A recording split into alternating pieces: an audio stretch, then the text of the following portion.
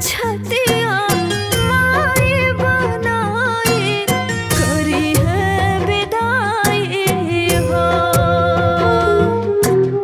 बाबूजी के अखियाँ के पुतरी बेटिया हुई है पराई हो।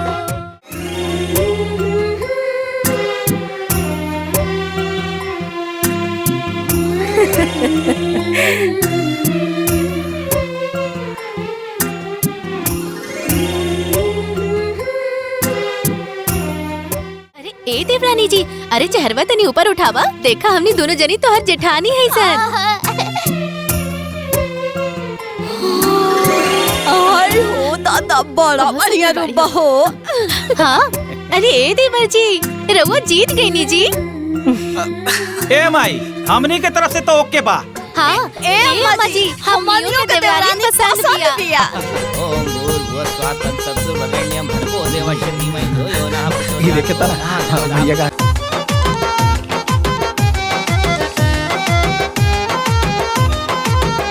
पियर पियर हरदिया चढ़ने लागे, पियर पियर हरदिया। पियर पियर हरदिया चढ़ने लागे, पियर पियर हरदिया। दुनिया अपन बेटी के कुछ भी माने, लेकिन हम अपन बेटी के अपना खातिर बहुत सौभाग्यशाली मानेनी। जब से पैदा भइल बिया तब से हमार जिंदगी में बहुत तरक्की भइल। अरे ई सौभाग्य रउआ लगे रहा, अभी सौभाग्य हमरे परिवार में आई। हाँ?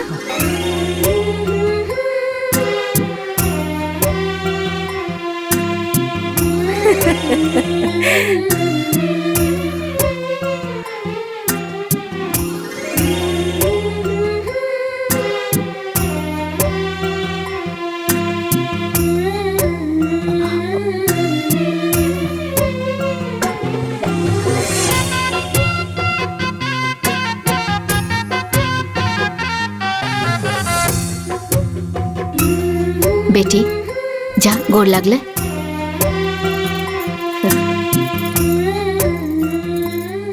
खुश रहा।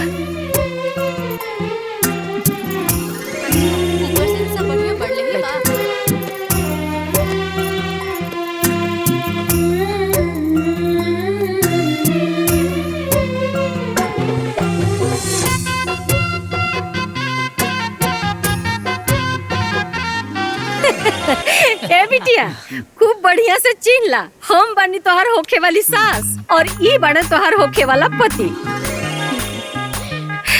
बिटिया, हमनी के तू बहुत पसंद बाड़ू, हमनी जा तोरा के पसंद बानी जा। अरे ऐसन काहे कहतनी जी? अरे ना ना, पसंद करे खातिर का मतलब लड़के के खाली अधिकार होला?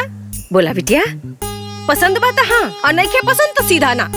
देख ला, देख ला। अरे हमरा के देखे हाँ नहीं के करा भाई, इनकरा के देखे इनके संगे जीवन बितावे के बा। बोला बिटिया, पसंद बाड़े ना?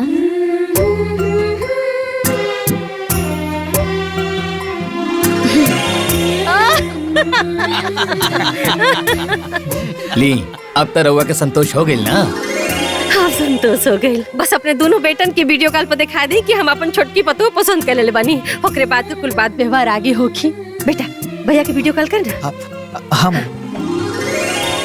जनते बानी बेटा बहरे रहे लोग तनी इतना जल्दी में ना आ पाऊ ना, तो हम कल के रो वीडियो कॉल पर तोहनी के दिखा देम।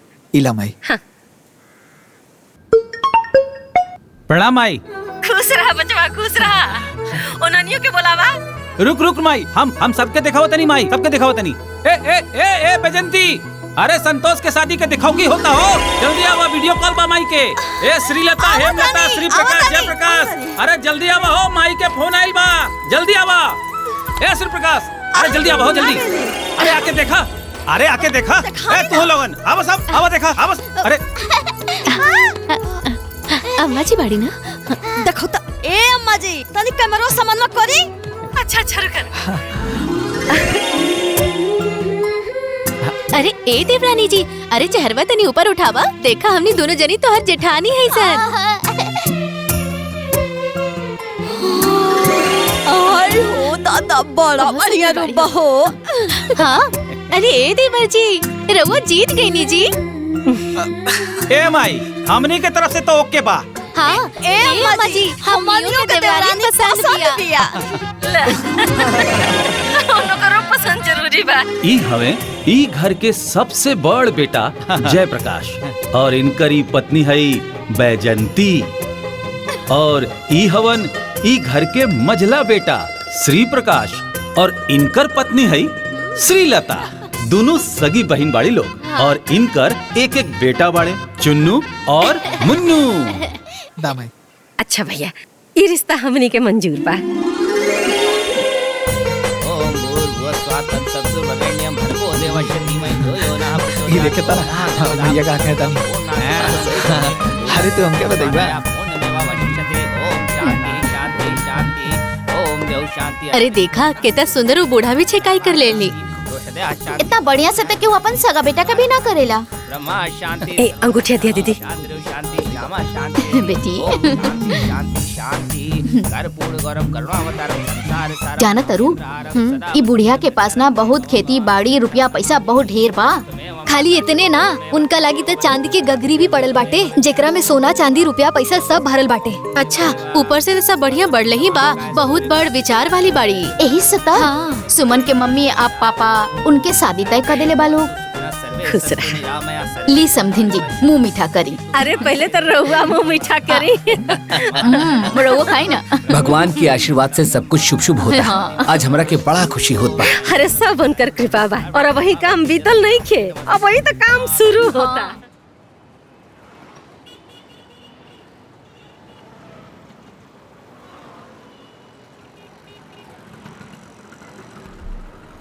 अरे बस बस बस रुक दा।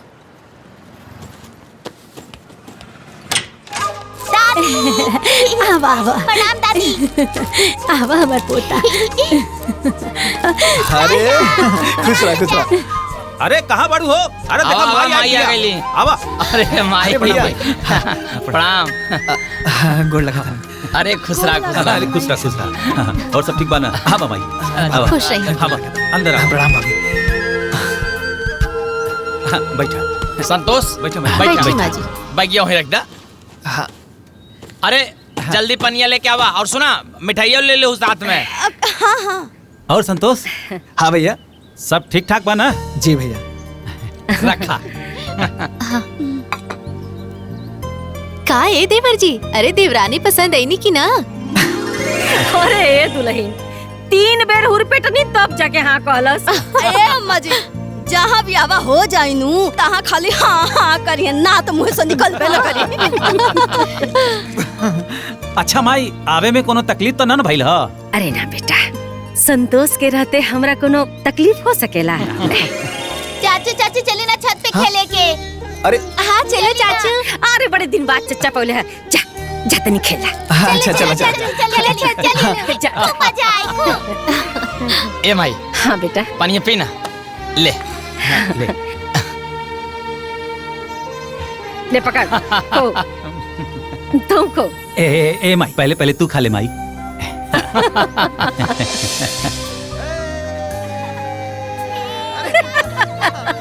देखो देखो बहुत दिन बाद पौले लड़का के देख कैसे लड़का नियर खेला तो खुद है।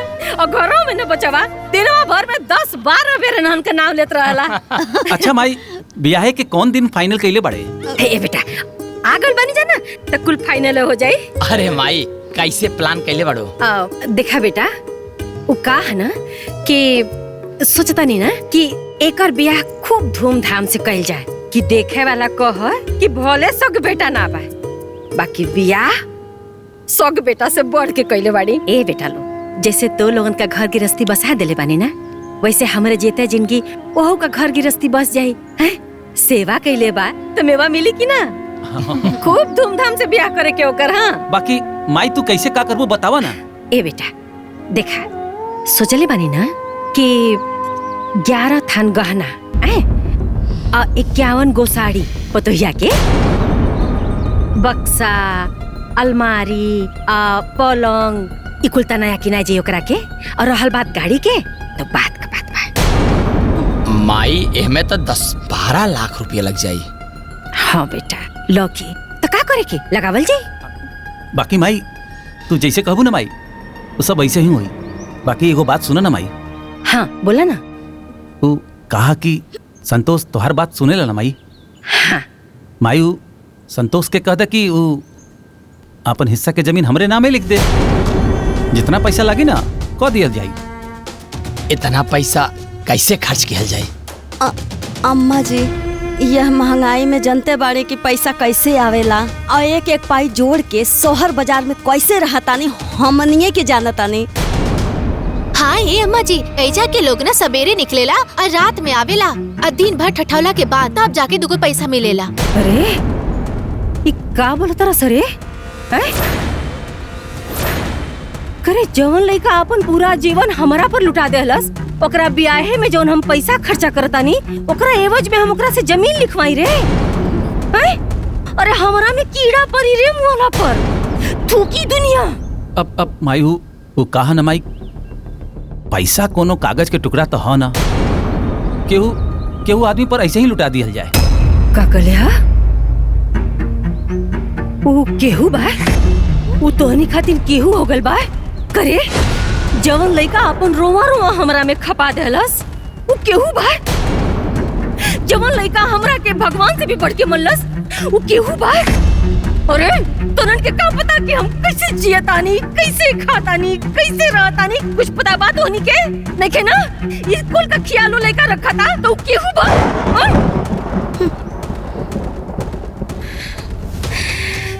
धिक्कार बात होनी के। छी हमरा के तो लोगन का ये बात तनको निमन ना लगल। माई वो कहा कि तू माई अपना हिसाब से सोचताड़ू, बाकी हमने सब अपना हिसाब से सोचता नहीं ना माई। अब इतना पैसा केहू पर कैसे लुटावा जाए?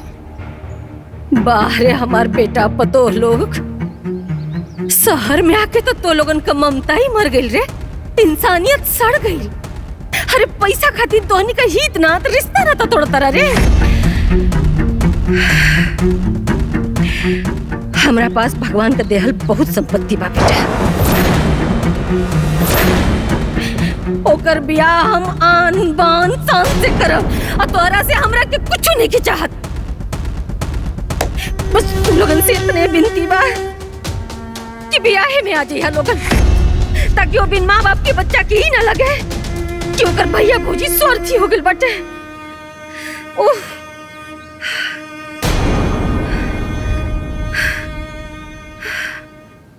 श्री प्रकाश, हमनी माई बेटा की जाकर टिकट निकाल दे।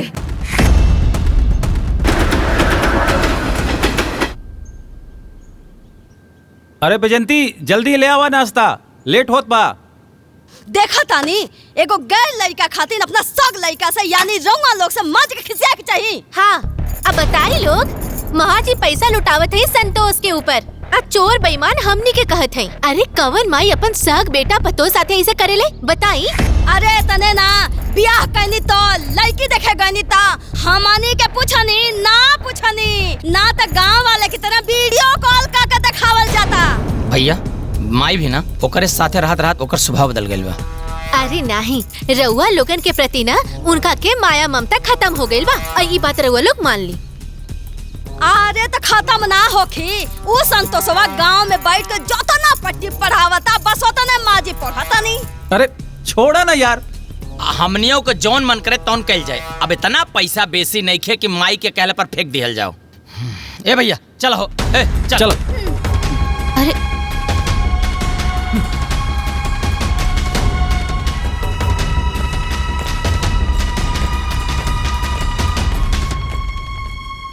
अरे ये दू के दोनों जन अपने माई के ममता में मंद बुद्धि हो गल बारे एकदम से। अरे दीदी, अगर हमने इनका के ना समझाई ना तो ये लोग अपन मेहनत के कमाई और अपन संपत्ति वो बुढ़िया और लालची देवरा के दे दी।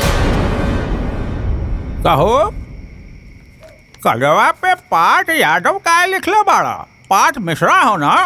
अरे तार काट के ठीक करा। अरे खाली कार्डवा लिखब लोग, ले गरम गरम चाय पी ली। अरे पहुना, अपना जीवन में रउआ कितना बरात कैले हो खब? बाबुआ हमके याद त नहीं बा, तब्बो 1000 से तो ऊपरे होई। अब दूसर का देखे के बाद देखा ये घर में देख ला, संतोष के बड़का बाबूजी के बारात कैनी संतोष के भाई जयप्रकाश के बारात, श्री प्रकाश के बारात, और आप और इस संतोष के बारात। और अरे मामा, फूफा की उम्र देख के तो क्या नहीं बुझा। शिव प्रकाश के ब्याहे में रउआ तो लौंडा साथे नाचले रहनी। अरे तो अभी कौन बिगड़ल बा, छमक छलो बन के आओ तोहरो साथे नाचब हो।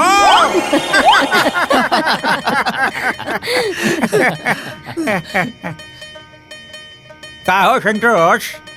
हाँ, सब बिहार की तैयारी हो गई, लेकिन ये श्री प्रकाशवा और जय प्रकाशवा कहाँ रह गई है? अरे बुलावा फोन करके, सब कहाँ घूमत हुए हैं? खुद पता चल जाएगा। हाँ बोला, 10,000 मुसीबत में फंसे, तो उसी सिलसिले में आपकी मदद चाहिए। मैं चाहता हूँ कि आप उस लड़के। हाँ बोला संतोष। हेलो, सब लोग आ गए ला भैया। अच्छा अच्छा, अब बतावा, अब फूफा के इतना ना बुझात कि हमार भाई लोग ना आई हैं तो गुड़हत्थन के करी, भाभी लोग ना आई हैं तो परछावन के करी। अब तो ही लोग ही बता दा कि कब आवता रहा। अब देखा ना संतोष, अब वो सब समय पर आ गई बाड़े, तो हमनियों के अपन समय पर आ जाई। ठीक बा ना? ठीक बा, ठीक बा। हाँ, प्रणाम। खुश रहा, खुश रहा। जाई गुरहथी करे के होई, जोड़ा जमा सिया गइल होई। आए तने ना स्पेशल कार्ड लागल होई रउआ सबके ले जाए खातिर फसुर लोग के। अरे बाप रे बाप, ए दीदी सुन ली वो दिन बुढ़िया के बात कैसन कहत रहल हिया। अरे ओकर मुंह बा हमने से परछावन करावे के लायक। मम्मी गांव में चाचा चाची के ब्याह में। चुपचाप खाना खा, क्यों कतन जाए, न इतना समय बा न पैसा बा फालतू बर्बाद करे के।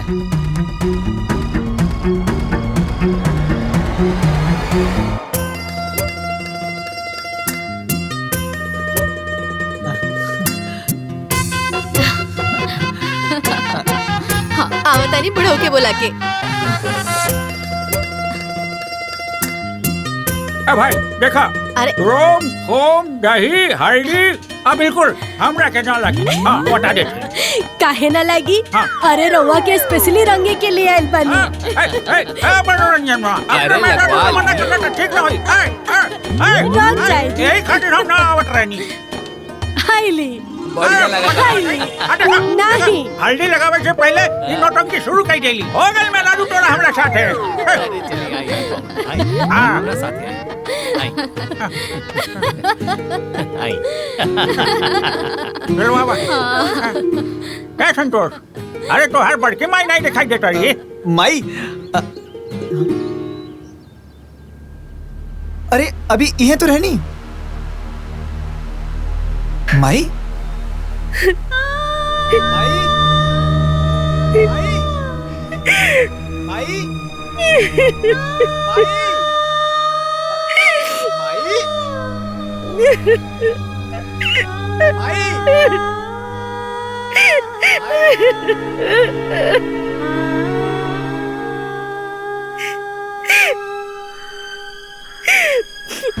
माई,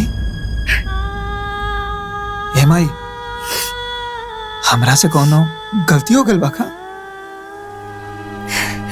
नहीं रे बेटा, तोरा से तो कोनो गलती हुई है नहीं की सकत। तोरा की बहुत बुरा लगत हुई ना कि ब्याह में तार भैया भौजी नहीं खिया पावत।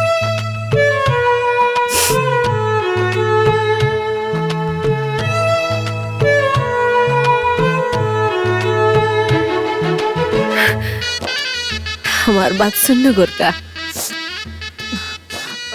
गोरखा नाम आई, संतोष बोला। ए बेटा, हमार बात ध्यान से सुन।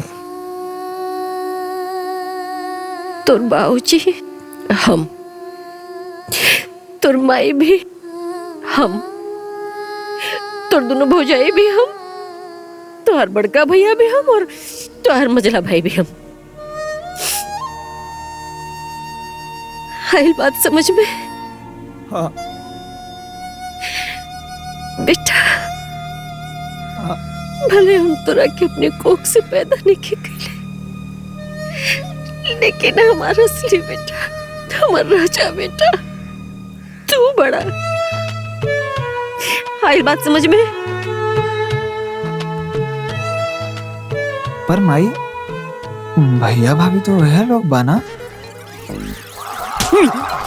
बुद्धि का बैल, कौन बात समझ में नहीं क्या होता? अरे माई माई माई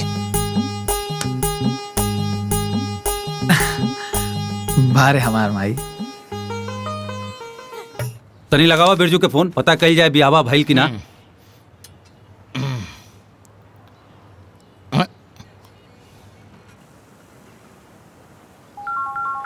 अचानक के कर फोन आ गई।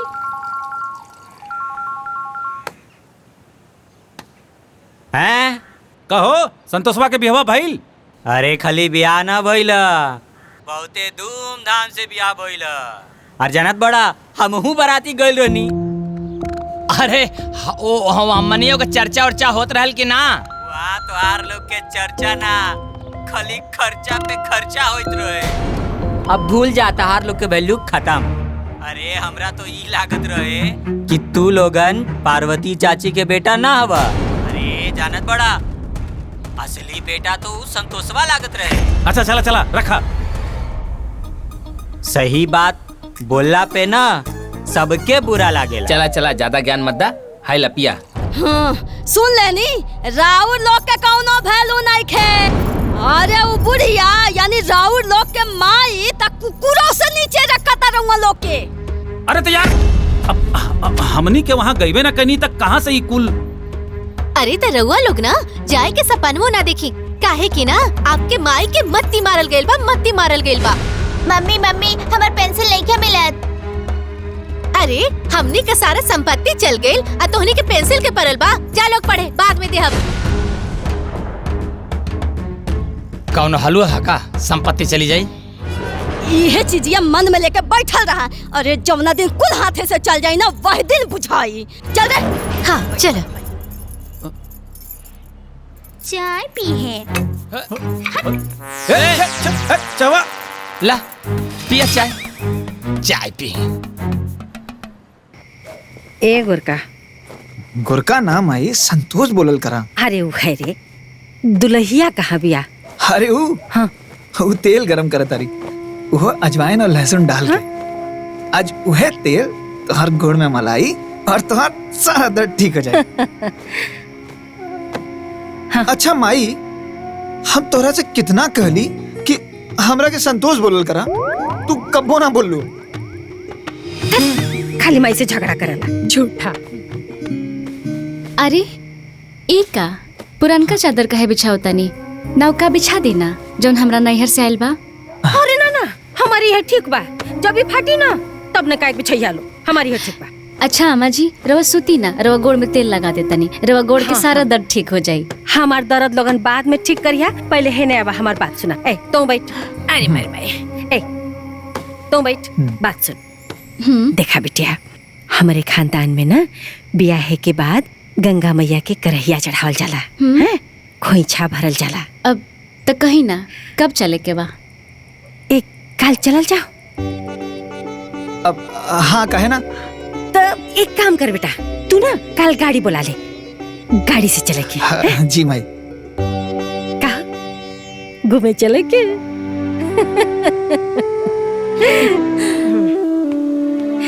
चल चला नहीं तो देरी हो जाए। अरे गोरका जल्दी आ रे, देरी होता। चल चल चल आवता नहीं माई। बैठा बैठा। ए गोरका, अरे सैतिया बीत जाई, चल रे। हाँ माई। गोरखा नहीं माई, संतोष बोलल करा। चल चल, के बढ़िया बन कर। अरे रुका, पहले दरवाजा बंद करी। ये होगा। आओ। हाँ ये। हाँ। धर जल्दी धर। सैतिया बीतल जाता। जल्दी जल्दी बैठ बैठ। चल चल चल चल। चलो भैया। ये लोग कहाँ निकल गए?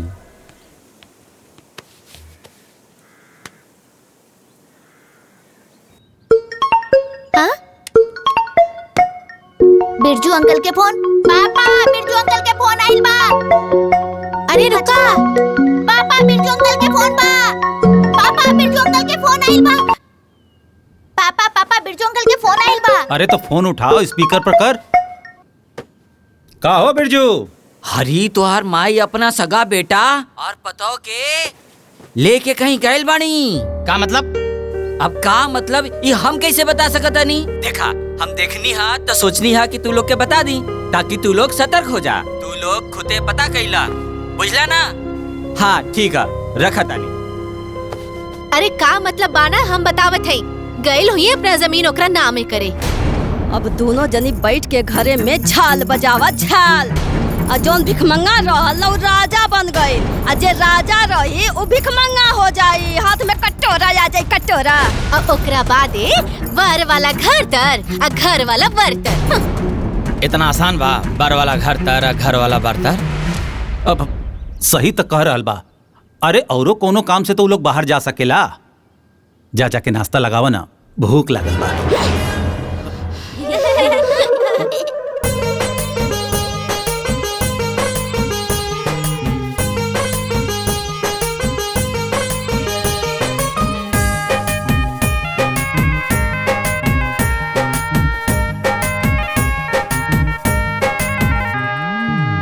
जुड़ा जुड़ा पिया रे सिनुर टिकुलिया रौरा चरण में चढ़ाई। जुड़ा जुड़ा पिया रे सिनुर टिकुलिया रौरा चरण में चढ़ाई। हे गंगा मैया करिले राउर पुजाई, करिले राउर पुजाई। हे गंगा मैया करिले राउर पुजाई, करिले राउर पुजाई।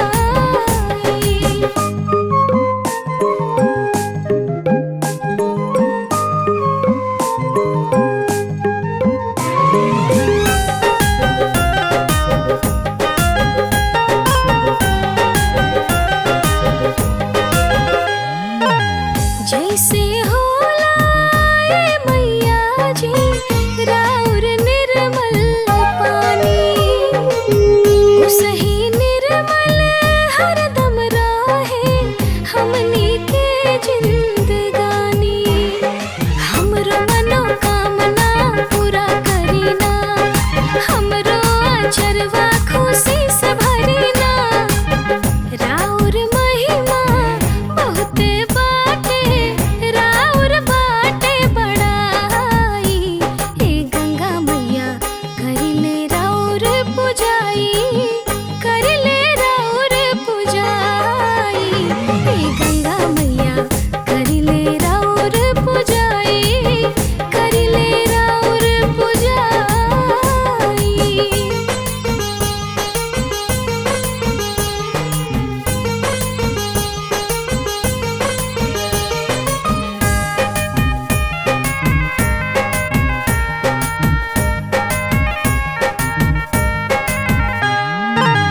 जैसे अविरल राउर धारा अविरल बाहे जी, उसही हमरो सिनुरा मैया हरदम राहे जी। ऊंचा रहे राउर आरारियाना, बहत रहे हरदम लहरियाना। दिलवा में तोहके राखे जे मैया मनवांछित फल पाई। हे गंगा मैया करिले राउर पुजाई, करिले राउर पुजाई। हे गंगा मैया करिले राउर पुजाई, करिले राउर पुजाई।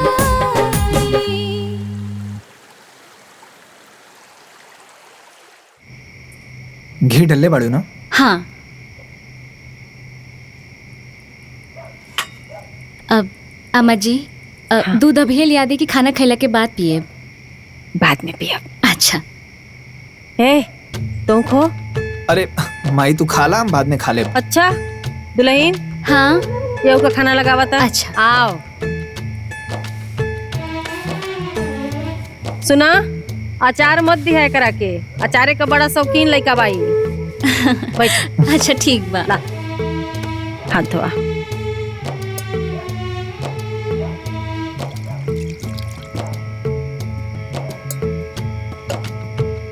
माई एगो बात पूछेगा बड़ा मन करता। पूछा बेटा। ई भैया भाभी हमरा शादी में काहे ना आइलन? अच्छा कैला जी आज ही सवाल कह लेला। तोरे ब्याह के दरमियान तू इतना खुश रहला ना बेटा कि हम ये बात तोरा के बता नहीं बोली, बाकी अब बतावल जरूरी बा। तोर भैया भौजी ना बेटा निहायत स्वार्थी हो गए बाड़े, बदल गए बाड़े। जानता रे तोरा ब्याहे में जवन खर्चा भइल रहे पैसा ना, ओकरा बदले में तोर जमीन मांगत रहना सा। अरे हम उन्हन की बड़ी धिक कर ली, बहुत डटली। ये बात सुन के हमरा के बड़ी सदमा लगल बेटा। करे हमरे कोख से इतना नीच विचार वाला लड़का पैदा भइल बड़ा सा। धिक्कार बा हमरा के। वही दिन हमरा दिल से उतर गई ना और एकदम त्याग दे ली। और वही दिन ही फैसला ले ली बेटा कि हमारा असली बेटा तू बड़ा, हमारा असली पतो ई बाड़ी।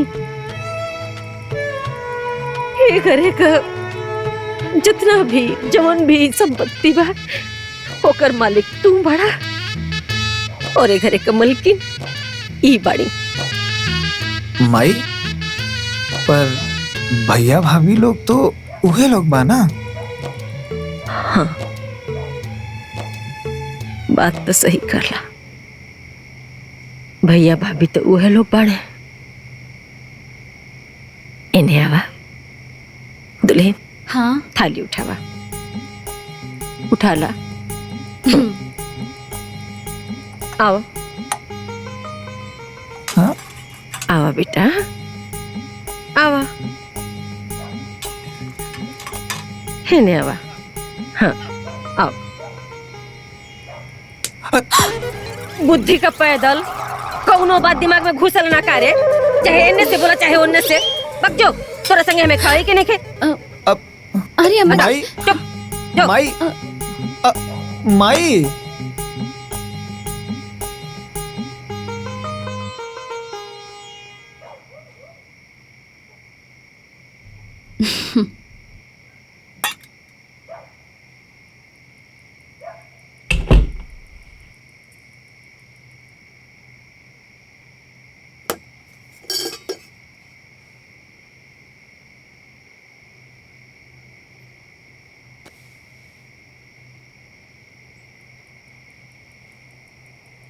ए जी।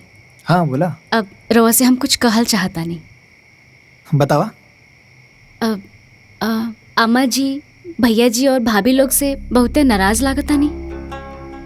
हाँ ये से तो ऐसे बोलत रहनी, बाकी 2 दिन में सब गुस्सा खत्म हो जाए। हम माई के जाना था नहीं, यही से तू माई के गुस्सा से कंफ्यूज मत होगा। बाकी भैया लोग का हमरा पे बहुत एहसान बा। तू हमेशा भैया लोग के इज्जत रखिया। इहो कोनो कहे वाला बात बा। रउआ हमरा तरफ से एकदम निश्चिंत रहब। पर एक और बात बा। का?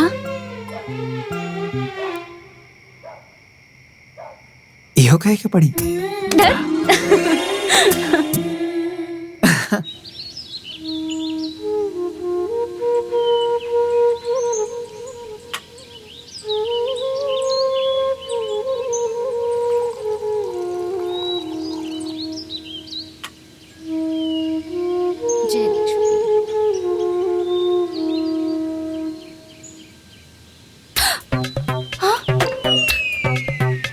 हे भगवान, चाय। जय तुलसी मैया।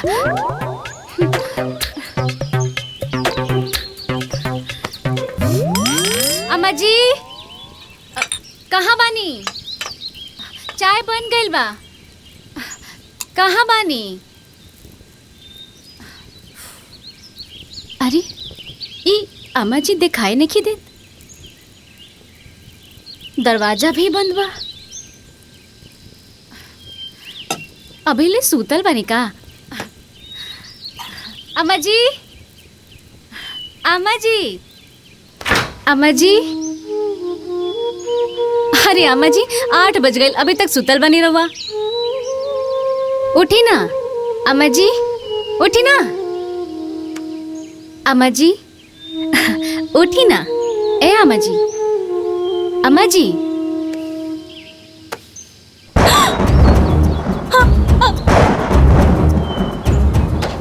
अम्मा जी, अम्मा जी,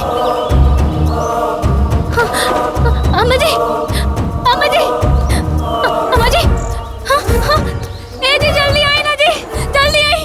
अम्मा जी, अम्मा जी, उठी ना, उठी ना। अम्मा जी, देखी ना अम्मा जी के कहाँ गए? माई, माई, माई,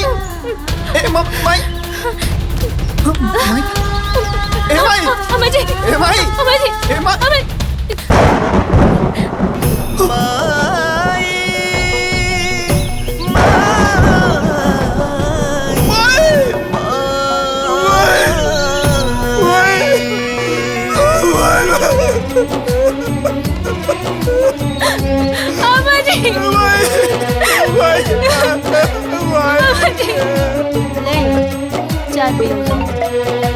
उठाई मत, एकदम रखे फोन।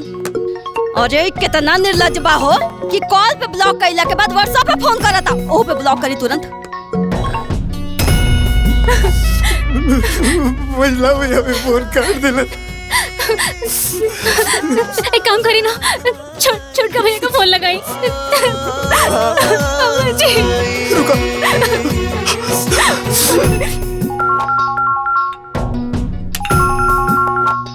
अरे हमरे को व्हाट्सएप कॉल करता। रहुआ ब्लॉक करी तुरंत।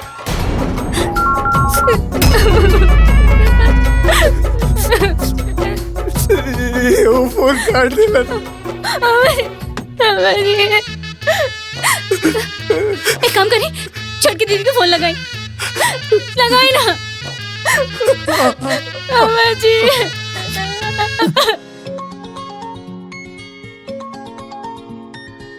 अरे बाप रे, संतोष के फोन। ए दीदी, हाय देखो तोर फोन पर संतोष के फोन आवता। पहले इनका काटा, इनका हम इलाज करता नहीं। ए ला हो गई ब्लॉक, करे फोन अब।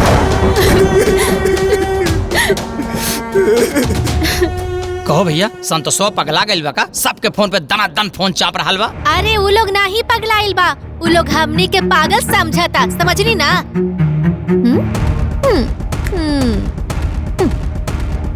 अरे रउआ सबके माई और उनका सहोदर बेटा दोनों मिल के जरूर कोनो प्लानिंग कइले बारे, आ उहे खबर देवे के होई गुड न्यूज अपना भाई लोगन के। एही से उ दनादन फोन पे फोन, दनादन फोन पे फोन करता। ए दीदी, हमरा फोन पे फोन आवे ओकरा पहले ही ब्लॉक कर देता। ठीक कैली है। चला सब लोग ब्लॉक कर देला ना। हाँ बहुत बढ़िया। शांति वनस्पति शांति देवा शांति ब्रह्मा शांति सर्वलम शांति शांति शांति रामा शांति देवी ओम शांति शांति शांति। अरे इतना बिरजू के वीडियो कॉल आवता हो। हाँ उठावा। अब 2 मिनट रुका भैया, तो टिकट बुक कर दे। का हो बिरजू? का हो संतोषवा तोहरा के फोन कैले रहला हा? अरे मर्दबा, तू कौने आदमी के बात करत बड़ा हो? अरे ओकरा से तो नफरत हो गइल बा हमनी के, नफरत। अरे आवत रहल फोन उनकर हमनी के मोबाइल पे, ब्लॉक कर दिहल गई। अरे ब्लॉक काहे मार देहला? जानत बड़ा तोहार माई मर गई। हाँ देखा।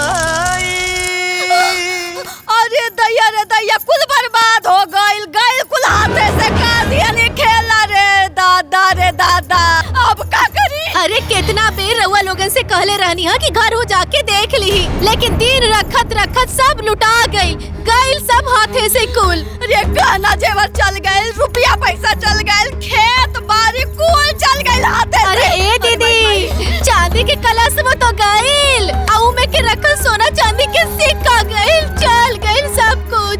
अरे गईल हाथ से। अरे इतिहास में लिखा जाई कि अपन माई गैर बेटा खातिर जीते जी कूल कर दिलस और अपन सौग बेटा के बर्बाद करके मर गईल। अरे चुप रहा लो, अभी कुछ ना बात बिगड़ल। जयप्रकाश जी भैया, गाड़ी बुलावा, गांव चले के बाद।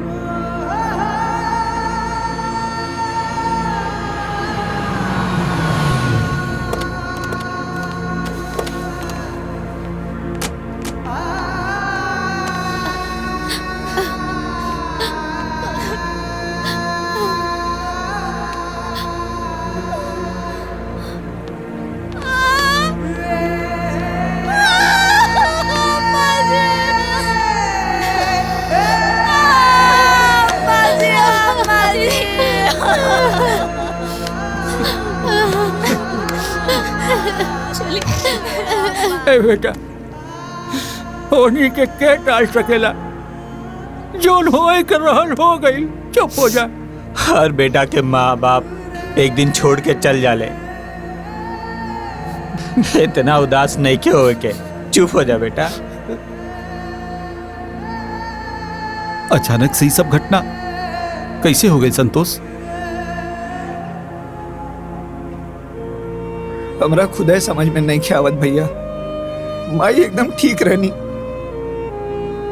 ना दवा चलत रहे, बुआ जी ना तबीयत खराब रहे और ना कोनो दर्द तकलीफ रहे, एकदम अच्छा से बात करत रही।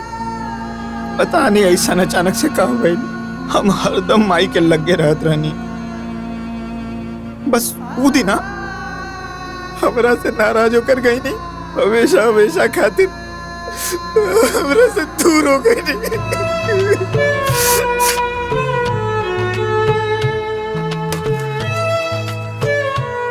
रोज सुबह जब हम चाय बनावत रही तो आमा जी आके हमरा लगे बैठ जात रही, लेकिन ओ दिन ना आईनी। हम 3-4 बार आवाज भी देनी, लेकिन फिर भी ना आईनी। सुबह के 8 बजत रहे, हमके लागल कहीं आमा जी के तबीयत नहीं है ना खराब। फिर हम अचानक देखनी कि दरवाजा बंद रहे। फिर हम चाय बनावल छोड़ के आमा जी के लगे गई नहीं। वहाँ के 3-4 बार जगवनी, लेकिन फिर भी वहाँ के ना उठनी। फिर से हम जगवनी, तब तक अचानक वहाँ के हाथ धम से नीचे गिर गए। फिर हम बहुत घबरा गए रही।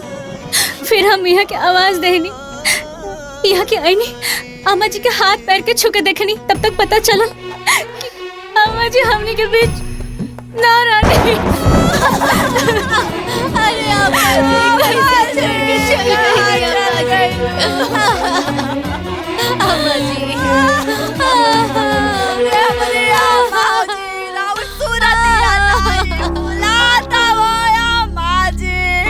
अरे रवा बिना घरवा काटत है आमा जी। हमने के छोड़ के कहाँ चल गए अम्मा जी? रो रो के जान देले से वापस आ जाइए का? चुप रहा तू। संतोष अपना जगह से अभी हिल ना सकेला, कहने लोगन गार्जियन हवा। अब हिम्मत रखा और आगे के कार्रवाई करा। तीनों लोग आपस में मिल के बातचीत करके बात के फाइनल करला।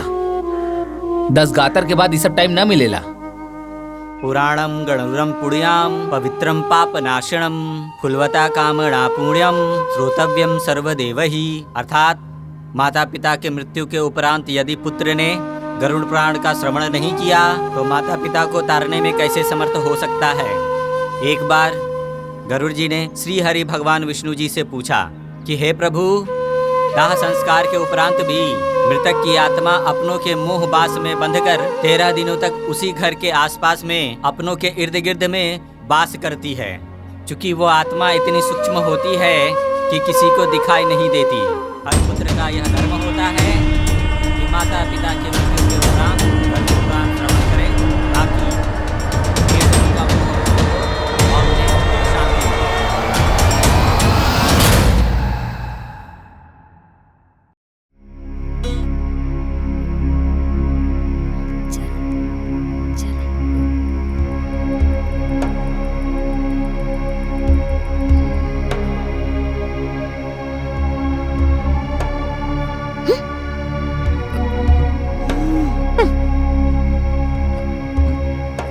संतोष, ए संतोष। हाँ भैया। बाबू, अब माई के अंतिम समय में हमनी के रहनी जाना। अब अगर माई के कोनो अंतिम इच्छा रहल होके तो बतावा ना। माई हमरा से भी कुछ ना कह पाऊनी।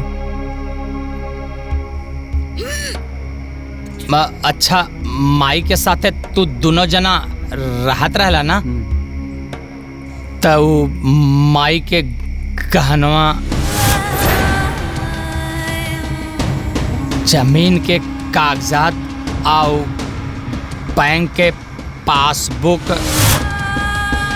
और चांदी वाला कलशवा कहाँ बा? का भैया, ये सब बात करे के यह उचित समय बा का? बाकी जानल जरूरी बा ना हो। हाँ तो जान जाई बानू, काहे घबराता रहा? कहाँ ले रवा लोग के आमा जी के बढ़िया से श्राद्ध करे के बारे में चर्चा करे के चाहिए, बढ़िया से उत्तम कांड करे के बारे में बात करती, लेकिन रवा लोग आवते ही धन दौलत जमीन जायदाद के बारे में बात करे लगनी। दुल्हनिया ठीक कहतिया, अभी इस सब के बात करे के का जरूरत बा? अरे श्री प्रकाश, ये सब तू का बात कर रहल बड़ा? अरे वो सब कहीं भागल जाता का? देखा भैया, ये सब धन संपत्ति, गहना गुड़िया, इस सब पर चर्चा सीधा श्राद्ध के बाद हुई।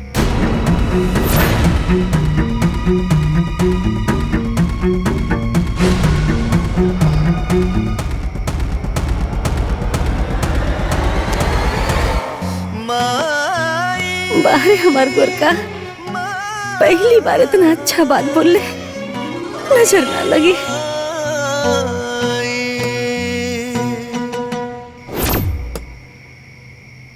देख ल कमीनवन के कैसे बदल गईले हैं। अरे उन्हन के मन में बेईमानी समा गइल बा, बेईमानी। अरे सही कहत है दीदी, आई दोनों मर्द मेहरारू के मिली भगत है। देखनी ना कैसे कहत रहले, जवन होई तो श्राद्ध के बाद है होई। अरे हमें तो लागत है ना कि दोनों मिल के बुढ़िया के नटाई दबा के मार डालने बारे। और जितना बेईमान होकर आदमिया पिया ना, उससे 1000 गुना बेईमान होकर मेहरिया पिया। और अगर ऐसे बेईमानी बुढ़िया के मन में रहल होई ना, तो ओका तो भगवान नरकों में जगह ना दी है। रउआ लोगन के भाईचारा निभावे के बा त निभाई, लेकिन हमनी के ना श्राद्ध तक इंतजार ना करब, बता देत हई। अरे तो का चाहत पड़ू? हाँ, का करबू लोग? का करब? अरे हमनी के एक एक पाई के, एक एक संपत्ति के पता करके रहब। हाँ, अब का लगता रउआ लोगन के कि हम अपने संपत्ति पर वो दोनों भिखारी के राज करे देव का? अरे जमीन के पूरा कागजात, सास के गहना, चांदी के कलश और तो और बैंक के पासबुक, एक एक सामान घर से निकालब। और जैसे ही श्राद्ध खत्म होई ना, दोनों के घर से निकाल दे, पहले बता देता नहीं। अरे ऐसे कैसे निकाल दे? अरे उन्हन दोनों के तो लतिया के घर से निकालल जाए। हे भाऊजी, देखा हमनी के झगड़ा झंझट ना कइल जाई, ठीक बा? को भैया, गांव समाज में जौन मान प्रतिष्ठा इज्जत बा सब मिट्टी में मिल जाई। सही कहा तारा। तब ऐसन करल जाए कि सांपो मर जाए और लाठियों न टूटे। मतलब करण अर्जुन, हमार करण अर्जुन, एक बार दोनों आ जाए ना तो सब ठीक हो जाए, बुझाइल? बेशरम लोग, हमरा बेटा बहू के लात मार के निकली है। अभी लोगन की सबक सिखावे की पड़ी। आवेदा करण और अर्जुन के।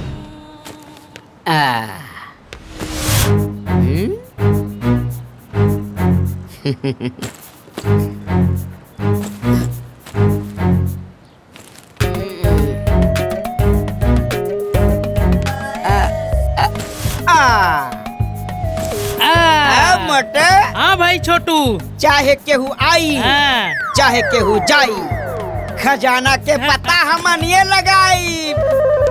जिंदगी भर बुढ़िया कटलत चानी और हमनी के बहन के कोयल बेईमानी। बतावा हो, ए पापियन के हम अपना हाथे बनौनी खियौनी, अब हम ही बेईमान हो गइली हन खातिर। अरे बाप रे मर गई रे बा। कब ए बदतमीज इंसान, कामीनों के खानदान काहे करता रे हमनी के परेशान, हल्फा मचा दे, गर्दा उड़ा दे, ऐसा घुसा मारा कि धरती धरा दे। ए छोटान, ज्यादा बोला मत, न तो उठा के फेंकब तो गिरबा गांव के बोहरी ना। हमनी की लाठी कब्बर नहीं हजा हैं? जा तो भैया, चला चला चला। छोटू, बाकी लोगन के बाती पर ध्यान मत दे, सीधे खजाना पर ध्यान दे। मुटका तो समझदार हो गई बा। छोटू, खोजे के बाद खजाना और वो दोनों जाने के देवे के बाद सजा। पर जीजा जी के बनावे के बाद राजा। ओ, पेट हाथी के मुंह बाछी के। अरे मार मार मार, अरे बाप रे बाप, डंडा मार के कर दिया पखेड़ा रे। अरे पिछवाड़े के चमड़ू देड़ा रे। अरे तेरी माई की जगह तेरी बहन की हाँ कर। काय मले कदा, चल चल चल चल चल, काय मले तेरी बहन की, तेरी माई की, काय मले रे, काय मले रे। खेला होता खेला होता खेला होता खेला होता खेला होता खेला होता खेला होता खेला होता बड़का खेला, खेला होता खेला होता बड़का खेला।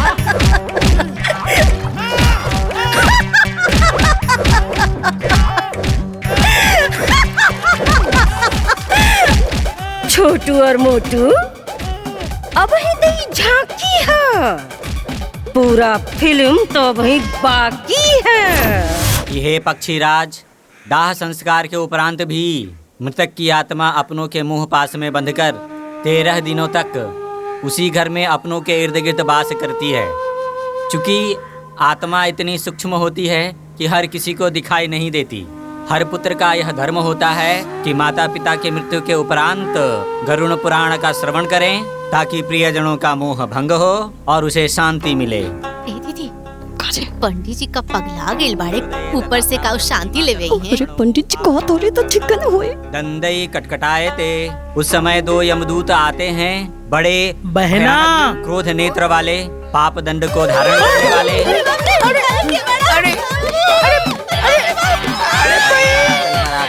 बहना, हम मुटका। जीजा, हमके पहचानत हुआ, हम तो सार मुटका। जीजा, हम तहार छोटा सार। अरे अरे अरे जाई नहा ले। चल चल भीतर चल, चल नहाओ पहले।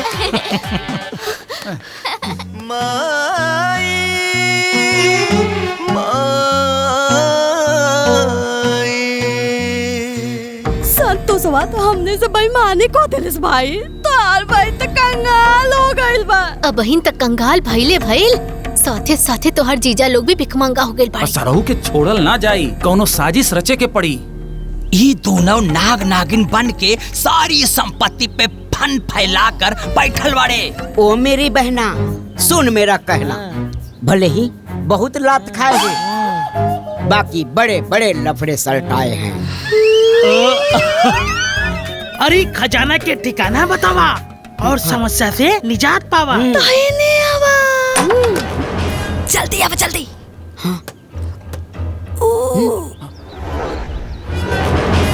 ओही चाबी में हमने के किस्मत बंद बा। लौकल। अच्छा, अब समझ में आयल कि इन्हन बेईमान का नजर कहाँ बा।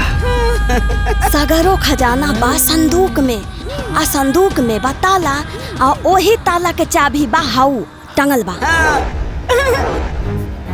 ओ बहना, बता तू कहाँ बा वो संदूक। देखा वो बा चाबी है, वो संदूक। बहना, सुन मेरा कहना, होके दे रात तब बनी कोनो बात। अच्छा, इससे बीती रात वैसे होई इलाज। इलाज करी है, हमरा बेटा पतोह का इलाज करी है, ओकरा पहले तोहनी का इलाज हम करो।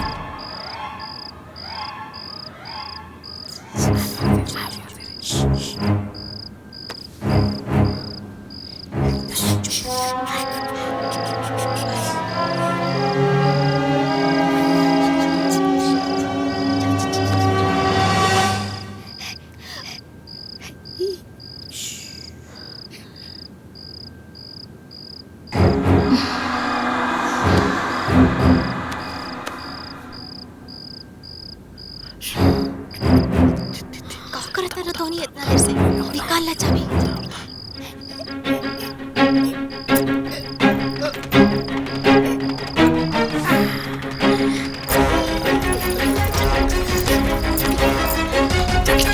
चलो चलो चलो आराम से आओ। आवा आवा आवा।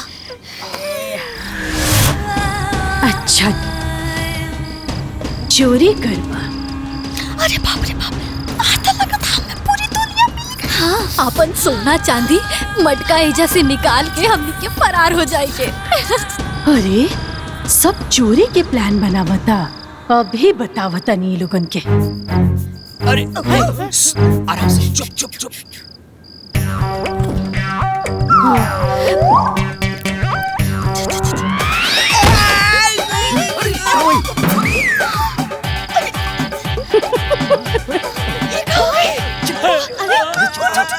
चाबी, अरे चबिया कहाँ गई?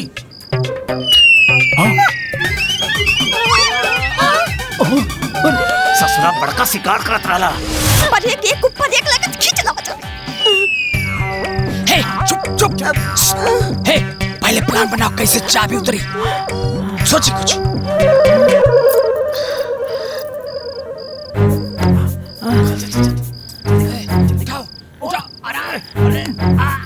आराम से।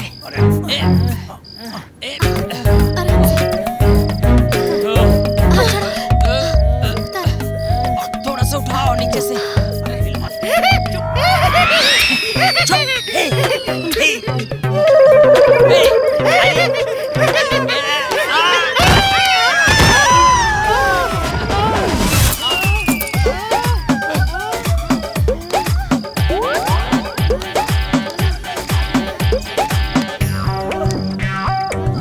मिल गया मिल गया। एकदम चुपचाप रहिए, चुपचाप। चलावा चलावा।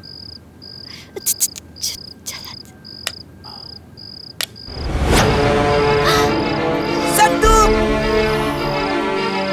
सोना चांदी हीरा जवाहरात मटका अरे गहना।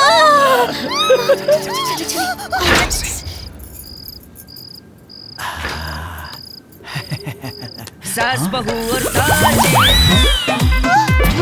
सास बहू और साजिश, सास बहू और साजिश। कुछ नहीं की। अरे डागा पड़ गई लो। अरे कुल रुपया पैसा ही सबका बच गईले। अरे जो ये बुढ़िया तो के पिलुआ पड़ी। अरे बुढ़िया तो के नरक में जगह ना मिली रे। सास बहू बतावा हो, ये हमरा के मुगलों के बाद सारा पता नहीं सो। अच्छा ठीक बा, तू डाल तो हम पार। ए भैया जौना चीज के डर रहल उहे भइल। अरे दोनों लूट लेले सन। अब का हमने बैठ के झुनझुना बजाई झुनझुना। अब बताई साले जी, लूटल इतना आसान बाका? आए गांव जवार नहीं खे, थाना पुलिस नहीं खे। अरे केकरा नहीं खे पता कि पार्वती देवी के हमनियों के लइका बनी जा। हाय भाई, कहीं थाना पुलिस और गांव जवार के अपने में मिला लस तो का करबर हुआ लोग। सर जी जैसे के तैसा बोटी बोटी काट के एजा हमनी सब गाड़ दे, सारवा होगी संपत्ति के सुख। ए भैया, हमनी के सास तो हमनी के कंगाल कर देलस, बर्बाद कर देलस। अरे वो लूटरवा लूट के चल गइले, हमनी के तो जीवन अंधकार में हो गइले। ओ भैया ए बहना, अपन भाई के करामाती खोपड़ी पर भरोसा रखा, फिर खजाना के स्वाद चखा। ऊ चाहे पातालों में होई, हम ओके कोड़ के निकालब। अगर आसमान में भी हुई ओकरा के फोड़ के निकालब। दीदी चली आई चली आई आई आई आई। दीदी दीदी दीदी जल्दी बाहर आई। दीदी जल्दी बाहर आई। हाँ का भेलो? दीदी लागत रात में घर में कुछ गड़बड़ भइल बा। हाँ का गड़बड़ भइल बा? वो रवा लोग आई हमरे साथे, हम दिखाओ तनी। अब हम देखा तानी नु, आखिर गड़बड़ का भइल बा? अनु चला चला चला। हाँ चल आई सबे। आवा लोगन, हमरा पीछे पीछे आवा। ये देखी कमरा में तो ताला लागल रहे और ताला के चाबी तो हम अपना कमरा में रखले रही, फिर वो यहाँ कैसे आ गई और एक ताला कैसे खुल गई? होय देखी अम्मा जी के संदूक भी खुलल बा। हम कहा तानी ना ए घर में रात में जरूर कोनो चोर आइल रहे। चोर आइल रहे? हाँ। देखी देखी देखी तीका जे चोरौले हो का गोड़ टूट जाओ। तो छोटकी दीदी अब आए जो चाबी उठल, दरवाजा खुलल, संदूक खुलल, लागता कि दाल में कुछ काला बा। माता जी के वो कुल संपत्ति लुटा गई जेकर चारों तरफ हल्ला बा। अरे छोटू भैया ना कुछ काला बा ना कुछ पीला बा, इस सब झूठो के लीला बा। मतलब ये है कि आमा जी के कोनो सामाने में रवे ना कल। ये छोटकी दीदी तू तो कह दे सब टेंशन आसान। आखिर कहाँ बा माता जी के वो कुल कीमती सामान? अच्छा वो कलसी,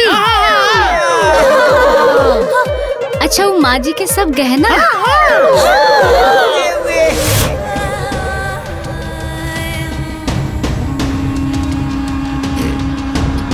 वो सोने के सिक्का,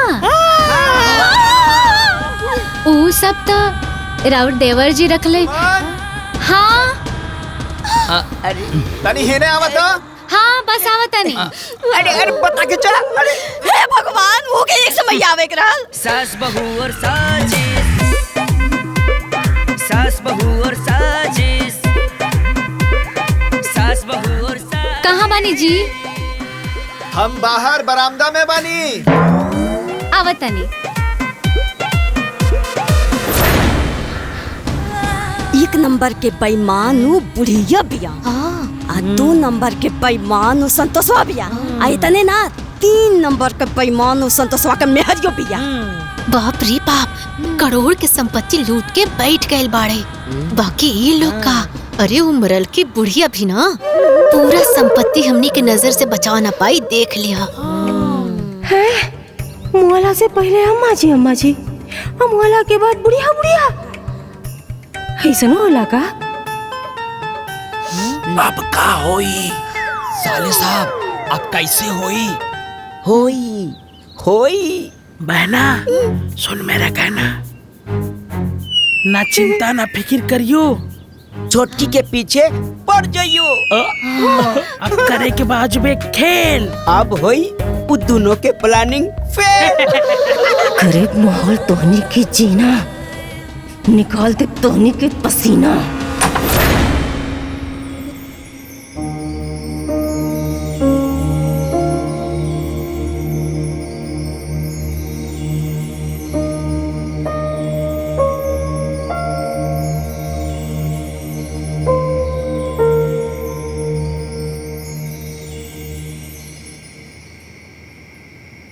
दुल्हन,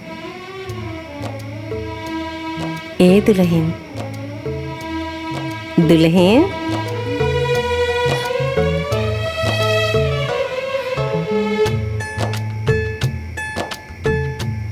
इतना अम्मा जी की आवाज है। हम तोरा से कुछ कह चाहता नहीं दुल्हन। सुना ना, हे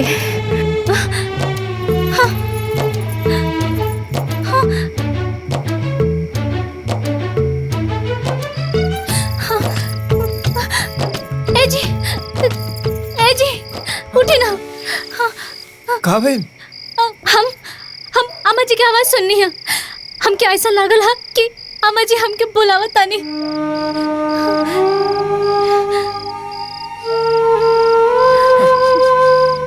तू बड़ा किस्मत वाला बाड़ू सुमन कि तोहरा के माई के आवाज सुने के मिलल। हमरा नसीब में तो ओहो नहीं खे। संतोष, ए संतोष, संतोष,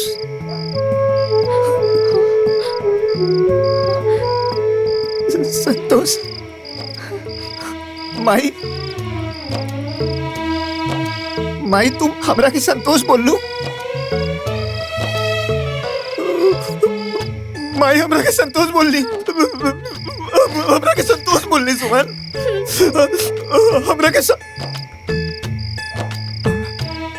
ए माई, हमरा के गोरखा बोला ना भाई, एक बार हमरा के गोरखा बोला ना माई, बोला ना माई। ए गोरखा,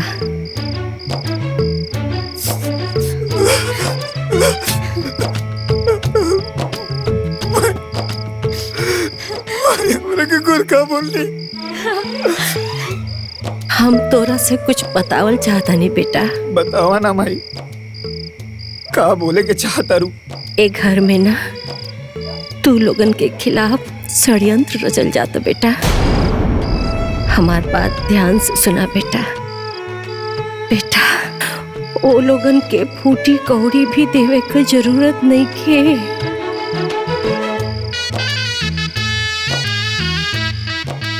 लेकिन माई, भैया भाभी तो वह लोग हुआ ना।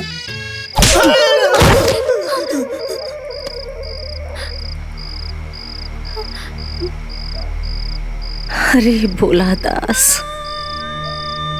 अब तो होशियारी दिखाओ। वो कुल हमरा संपत्ति के पीछे पड़ल बड़े, तोनी के घर से निकाले के चक्कर में लगल बड़े, और तू बड़ा के दिन रात भैया भौजी के लोग रट लगवले बड़ा। कहनी ना कि एको फूटी कौड़ी ना देवे के बात, ना देवे के बात। हाँ हाँ हाँ माँ जी, ना दे हम ए जी बोली ना दे हम। हाँ माई, ना दे अब। लेकिन हम ये सब करेंगे कैसे? तोरा के कुछ करे के जरूरत नहीं के बेटा, हम बानी ना के लोग का इलाज करे खातिर।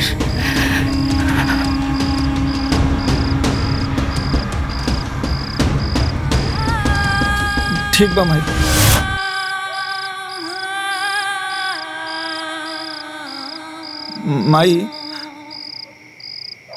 माई अम्मा जी, लागता अम्मा जी चल गई। ए जी, ज्यादा चोट तो ना लागल?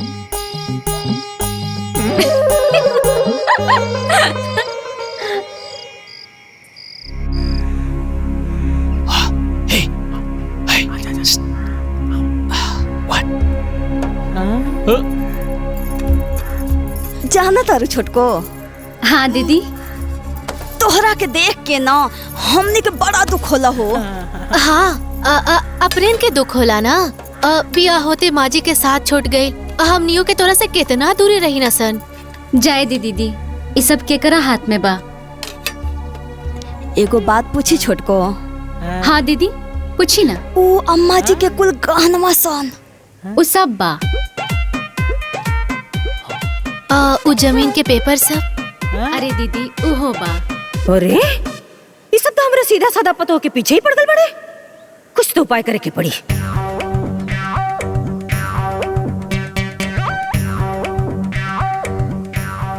ए बहन, वो सोने का टिक्का और मोतियों के माला?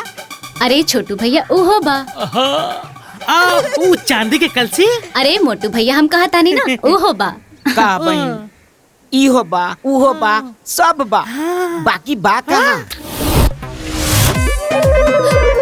अरे दीदी कहाँ हुए? दीदी दीदी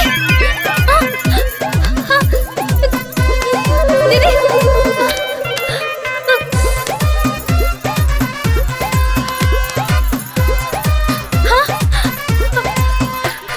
अरे करंट, हाँ करंट हाँ हाँ पापा कहले रहले एकदम करंट लागेला, डंडा से मारला से ठीक हो जाला। डंडा डंडा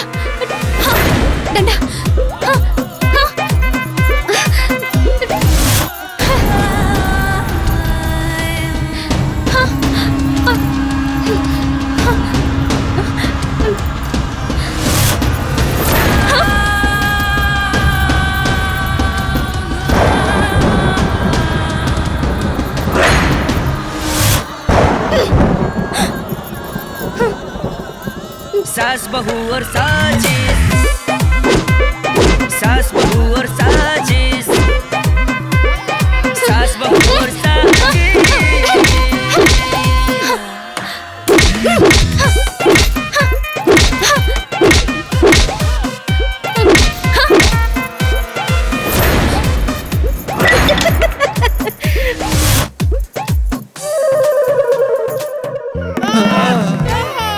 अरे माई रे माई, जान गए रे माई। अरे कुल दहिया का नसीहत तोड़ डाले बारे माई। अरे गतरे गतर दुखाता रे दादा। अरे दीदी ये सब हम जानबूझ के ना कहनी हा, हमरा के माफ कर दी रहुआ लोग। हम तो बिजली के तार पर मारत रहनी हा। ज्यादा मक्खन पॉलिश लगाउला के कोनो जरूरत नहीं के। गलती से एक बार डंडा लगेला, बार बार ना लगेला। दीदी हम सच कहतानी, कसम खा के कहतानी, हम जानबूझ के ये सब ना कहनी हा। अरे तो आप का करी आइलू हो? अरे जो यहाँ से और तुड़बू का भाग भाग यहाँ से। अरे पूरा देहिया झरझराता। अरे अरे कुल दहिया का खुनवा खिंचा गई हो दादा। अरे पूरा दहिया जैसे हवा हवाई हो गई। भाग यहाँ से। आप का खड़ी बारे?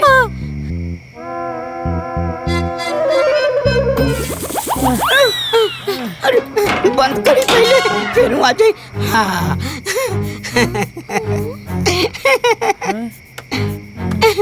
ए बहना, एक बात हमको याद आई। उस रूम में थी एक सुराही। कहीं उसी सुराही में तो सोना चांदी नहीं छिपाई?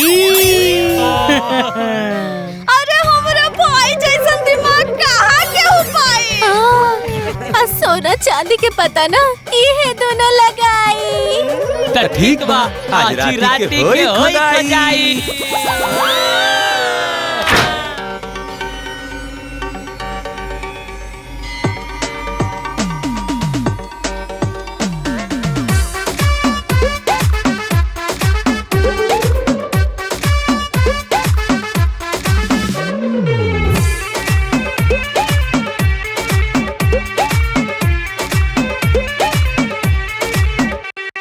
दोनों बहुरानी खूबे सयानी करे लगली मस्तानी।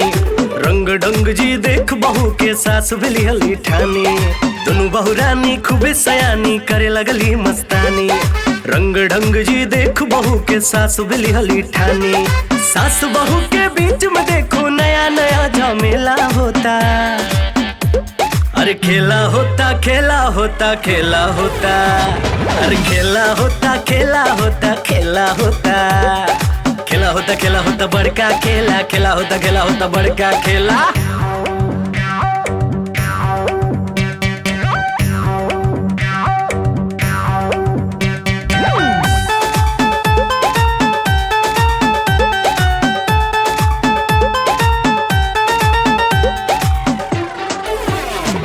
सब लोग रात भर मिलजुल के खोज खोज बिन करता वे खुल खुल के। कबो है बक्सा में, कबो हो बक्सा में, कबो ही कोठरी में, कबो हो कोठरी में। कोठरी कोठरी कोठरी में बहुरानी लोग बाजना आवे हो। फिर सासू जी सबक सिखावे हो। केहू नहार माने दादा खेल बड़ाल बेला होता। अरे खेला होता खेला होता खेला होता। अरे खेला होता खेला होता खेला होता। खेला होता खेला होता बड़का खेला। खेला होता खेला होता बड़का खेला।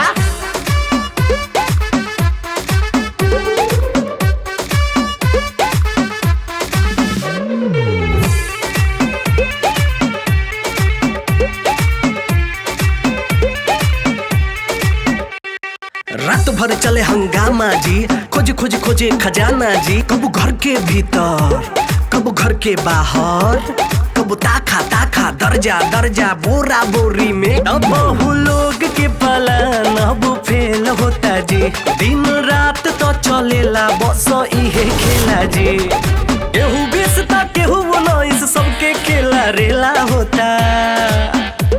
अरे खेला होता खेला होता खेला होता। अरे खेला होता खेला होता खेला होता। खेला होता खेला होता बड़का खेला। खेला होता खेला होता बड़का खेला।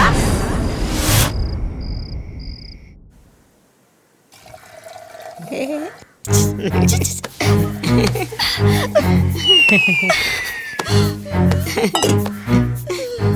बहना, सुन मेरा कहना।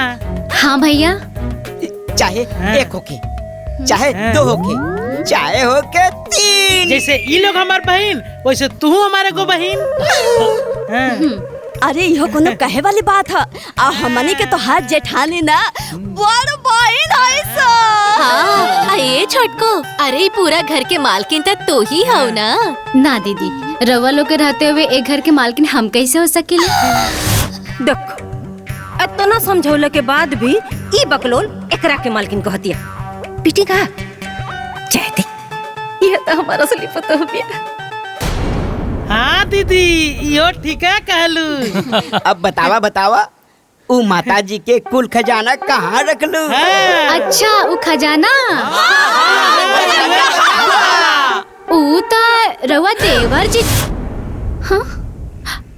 अरे ये लोग कहाँ चल गए?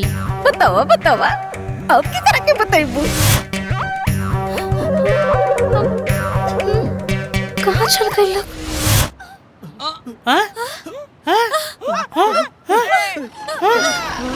अरे अजबे गजब डरामा होला, नया नया हंगामा होला। हाजी हाँ, हाजी हाँ, हाजी हाँ, हाजी हाँ। बड़ा अजूबा सास के खेला होला, बड़का बड़का झमेला। हाजी हाँ, हाजी हाँ, हाजी हाँ, हाजी हाँ। सबके मन में खोट रहेला, ए दादा रे होत रहेला। सास बहू और साजिश, सास बहू और साजिश, सास बहू और साजिश।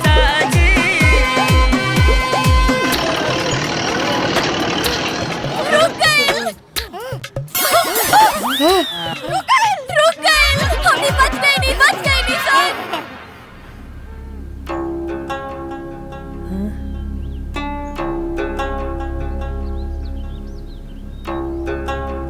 सुनो, तोहनी के घर के पीछे 3 लग्गी दूर, 10 कदम दक्षिण, 3 कदम पूरब, जौन भी जगह बाना ओकरा 3 फीट नीचे एगो कलसी दबल बा।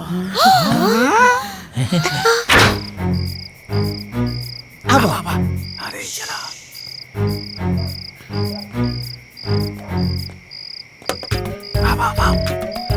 अब घर के पीछे तक तो आ गई। अब ऐसे 3 लगी आगे। हाँ, आगे बढ़ो। एहर। हाँ, चलो। बस 1 2 हाँ 3। देखो बस हो गई। 3 लगी तो हो गई। हाँ। अब 10 कदम दक्षिण। आवा 1 2 3 4 5 6 7 8 9 10 कदम। रुका, 3 डेंग पूरब। हाँ, 1 2 3 आवा यार। साराम तोहर कदम चले टोई टोई करके यार। आवा हटा। अच्छा ना बोला 1 2 3 3 आवा।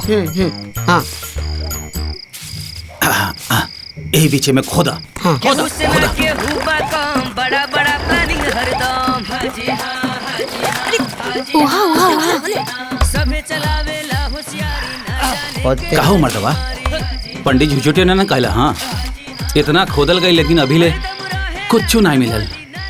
हे भैया, हो सकता कि पहले जमीन खलार रहा हो और फिर से माटी भरा गई। इतना जमीन और खोदे के पड़ी ना। हाँ, चल खोदा शुरू करा।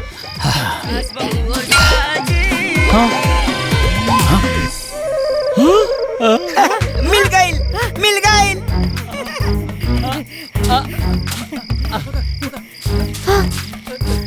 लावा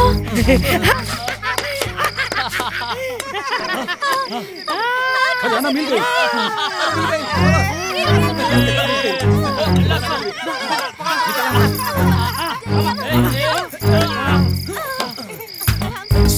ए सर जी, कलसी लावा। हेने लावा। काहे तू कल से मारे तो अरे मर्दे बड़ा हम गलती हमार होई। ए बड़ा है मार कुदार लगे, पहले मार कुदार लगी बा। अरे यार 3 घंटा से हम खोदे तनी तो हमार ना भाई। अरे 3 घंटा से कहता हम दारू ले रहे थे का 3 घंटा से खोदे। देखा भाई बात गड़बड़ा जाए पहले बता देता कल से हमले भैया ए बड़वार है तो हरिच्छा मनी की आंखें। अरे देखो हमर बात अरे अरे वो लोग कल से लेके भाग गए। आओ देखो, हाँ देखो। अरे वाह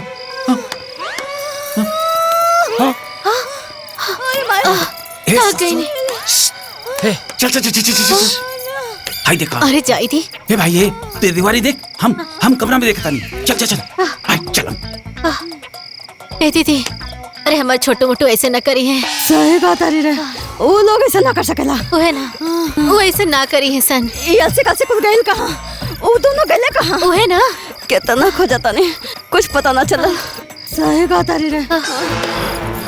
बड़का जासूस बोलौले रहलू, सरवा बेईमान निकल गई, सब लेके भागल। मोर भाई ऐसे ना कर। हे तो कहाँ चल गए? हाँ अंदर ध्यान हो गया का? पता जा एक नंबर की मिल जाए तो बोटी बोटी काट दी। अरे पगला गेल बड़ा का, बोटी बोटी कर दे बा। हमार भाई ऐसा ना कर सके। एक नंबर के तोहर भाई चोर बा, एक नंबर के बेईमान बा, एक नंबर के तू दोनों जना कान खोल के सुन ला, ओकनी के साथे साथे दोनों जने के खैर नहीं खे। ज्यादा बोलता रहे।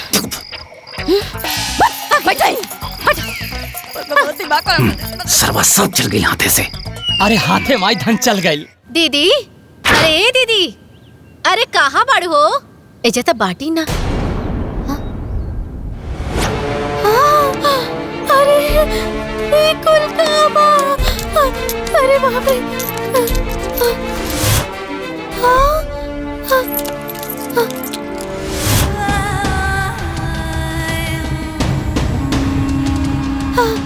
दीदी, अरे दीदी, दीदी हो का है रे? का चिल्लाता रही? हाय देख, हाय तोरा तकिया के नीचे सोना के सिकायल कहाँ से? देखा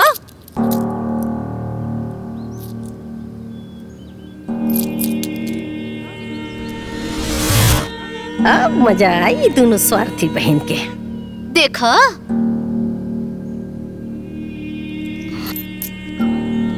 हमरा के का पता? अच्छा तोरा तकिया के नीचे सोना चांदी के सिक्का और तोरा पता नहीं खे। हमके तो लगा था दोनों भाईवन साथे मिलके तू बेईमानी करे थई। अरे तोर दिमाग खराब हो गइल बरे। अरे हमार दिमाग तो खराब पड़ले बा, तोर तो नियत खराब हो गइल बा। अरे हमरे नहीं पता रहे कि हमार सब बहिन संपत्ति के लालच में इतना गिर जाई। अरे खुद तक गिरिए गेली, दोनों भाईवों के गिरा देली। अरे तू चट्टी नंबर 1, लालची नंबर 1, अरे तू कमीनी नंबर 1। अरे तो पगला गइल बरे। अरे बाप, एक तो चोरी ऊपर से सीना चोरी। ले समझ में आई? हाँ और चाटा दी। रुक तोरा के हम बता नहीं। हम पगला बरे। हम तू चोरी करबू, चोरी करबू बरे। चोरी करबू तो लड़के करे। तू चोरनी बाड़ू, तू चोरनी बाड़ू। आधी छोड़ पूरी को धावे, आधी मिले न पूरी पावे।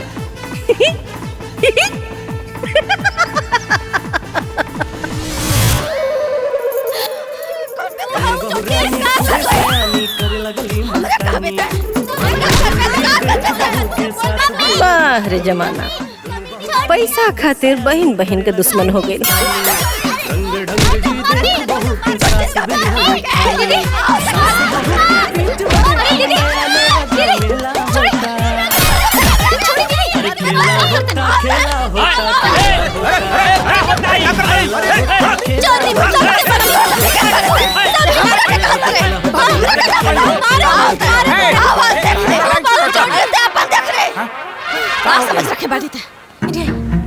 माजी के पूरा गहना दीदी बेईमानी कर लेला। सोना चांदी सब उनका कमरा में देख ले आई। इधर को तरह के माजी के सारा सोना के सिक्का सब कुछ हम चोरा ले। देख कितनी निर्लज्ज बानी सा। ओ भाई भी हमरा पतो से छुपाव तरी सा। अरे तू दोनों इतना बड़ बेईमान हो गए सर रे। उल्टा चोर कोतवाले डांटे। सास बहू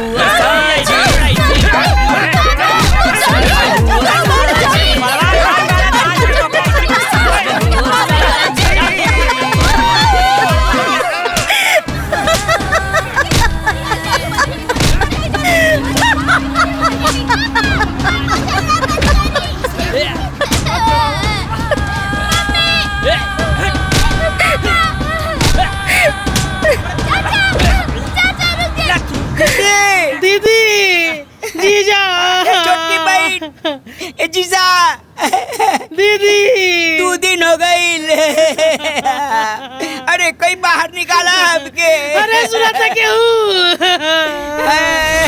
मोटका छोटका कितना चिल्लाता रहा सरे? कितना चिल्लाला? बाकी तोहनी का आवाज बाहर जाए वाला नहीं खे। क्या बा? क्यों ना सुनी तोहनी का आवाज? क्या बोला था? कहने से बोला था? कहने से बोला था? आवाज था? छोटू? मोटू? हाँ सुन ला कुछ। क्या कर आवाज था? ए भूत जी केने बारू सामने आवो ना, हम माफी मांगा तानी। तोहनी का हाल करे वाला हम ही हैं। तोहनी के दीदी के सास का आत्मा। आत्मा जी, सासू माता जी गोर लगतानी। हमने बताई कैसे? हमने के ये में कौनो दोष नहीं के। अरे सारा दोस्त दीदी जीजा के बा। ओ लोगन की नियत में बेईमानी आइल बा। सही बोला था। दीदी के नियत में बेईमानी समाइल बा और तोहनी के नियत में रे कितना उल्टा सीधा बोलले बड़ा सा हमरा के। क्यों न सुनी तोहनी के आवाज? यही कमरा में बंद करके तोहनी के सड़ा दे। माता जी हमने घर छोड़ के चल जाए। चिल्ला क्यों न बचाई तोहनी के? और चिल्ला आवाज बाहर न जाए तोहनी के। अब हमनी के मुलाकात ऊपर होगी। ए माता जी चल गई नी का?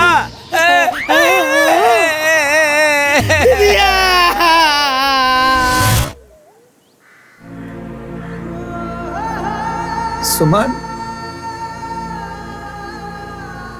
सुमन। हाँ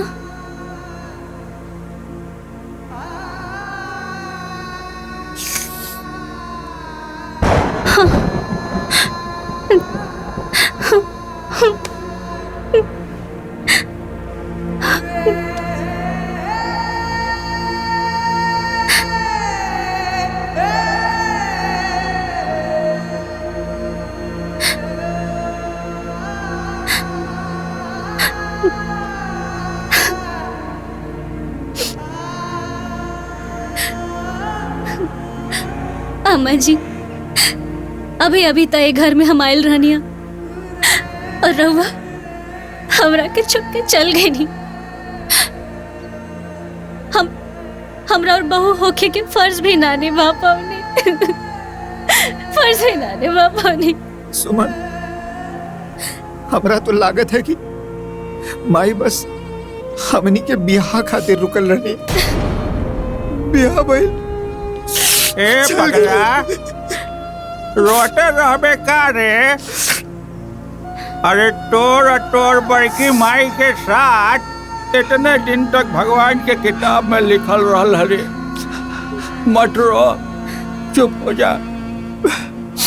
मन छोट मत कर, अधीर मत होखा। कल 10 गाटर है, कुल टहने लोग के करे के है। अब मन मजबूत कर और करे के तैयारी कर। हाँ ए श्री प्रकाश, हे आओ देखो। हाँ, कल कौनो टाइम ना मिली। सब जितना खरीदारी करे के हो ना आजे कइला, फुर्सत ना पाइवा कल। आ जा बाजारे। ठीक बा फूफा। हाँ बाकी ऊ हमनी के का खरीदब का ना, तू चला ना हमारे साथे। चला ए बबुआ। हाँ तू लोग रोहिया मत बटवा, रोहिया मत।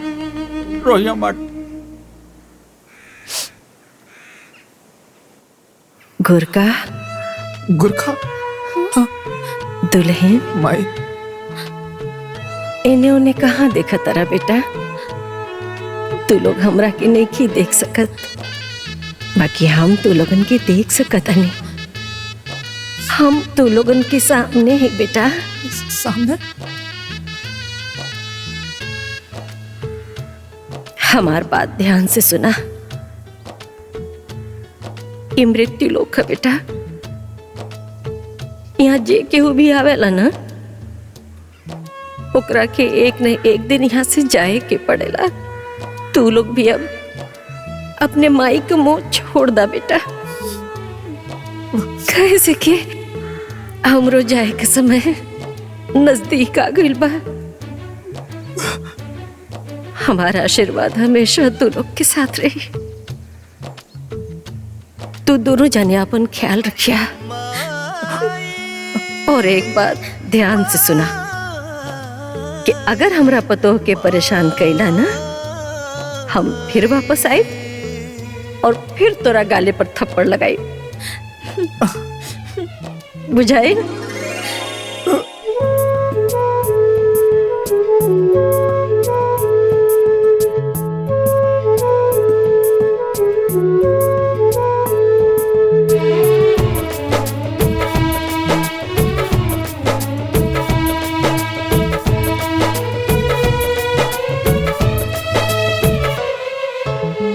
कैसन रीत कैसन रचना, छूटे आपन टूटे कल्पना।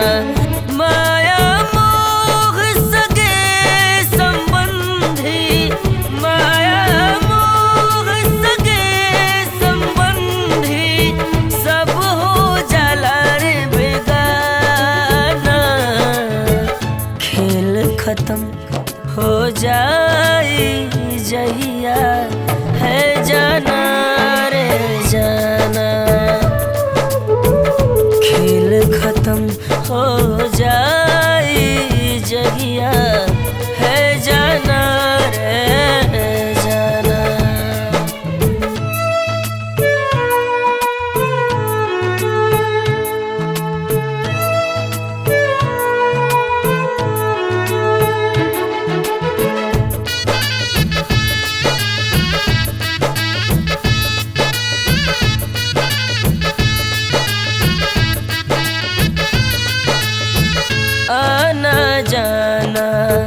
जग के रीति फिर भी मोह न जाला हो।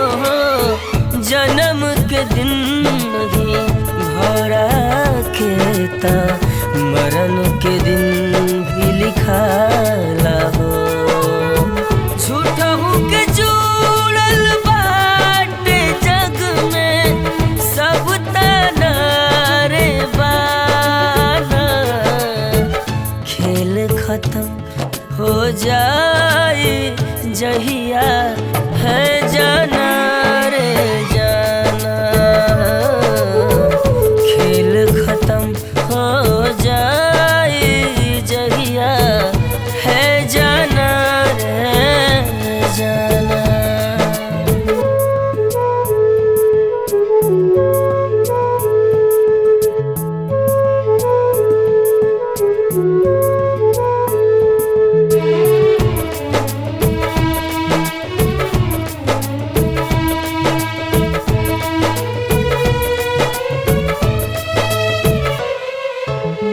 बड़ा रे सतावे बड़ा रे रुवावे, अंत समय हो विदाई के। छोड़े वाला छोड़ के जाए अपना जन के रुवावे के। माटी देह मिली माटी में सब माना रे माना। खेल खत्म हो जाए जहिया है जाना रे जाना। खेल खत्म हो जाए जहिया है जाना रे जाना।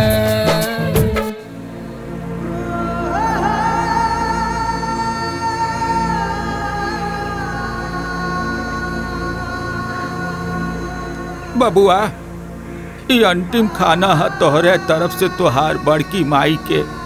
बबुआ बड़ा श्रद्धा से ही खाना और पानी दी है और हाथ जोड़ करके कहिए कि माई हमार जौन श्रद्धा रहल, जौन औकात रहल, ओहे हिसाब से हम कोई हो। तो कौनो गलती हो गई होके तो ओके क्षमा करिया और आशीर्वाद मांगिया ए बेटा।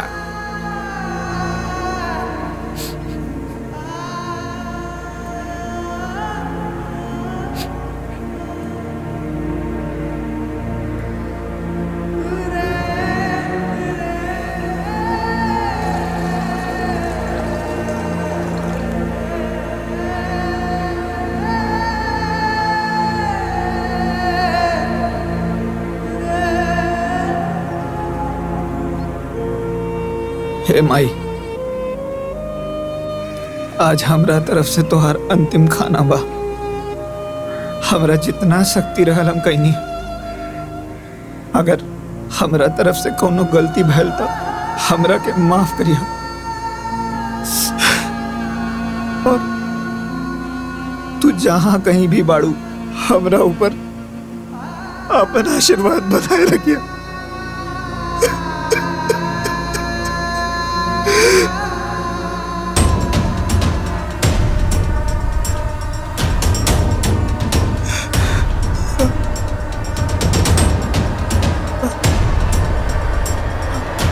माई,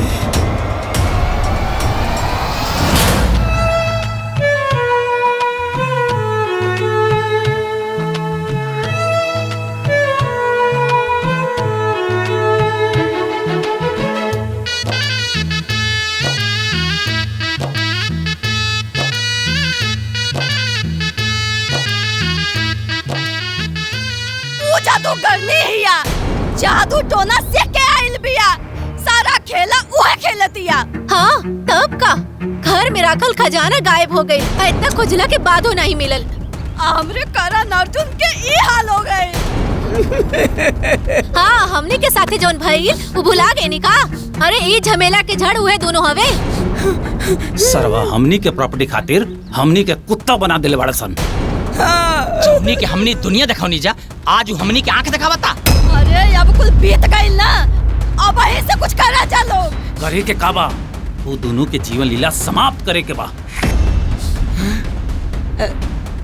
टुकड़ा टुकड़ा काट के एहिजा घर में दफन कर दे, केहू के भनक तक न लागी। आराम से देखो, देखो जो आराम से देख, देख देख देख क्या देख।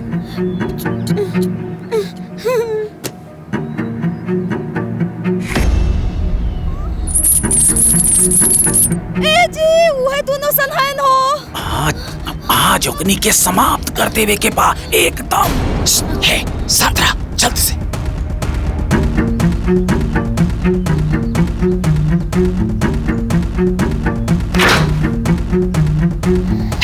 हिला रस्सी। जैसे वो छोटकी अंदर आई, फटाक से रस्सी गाले में डाल के दोनों हाथ से कस के झूल जाए के बा, जब तक कि प्राण न निकल जाए। ठीक बा?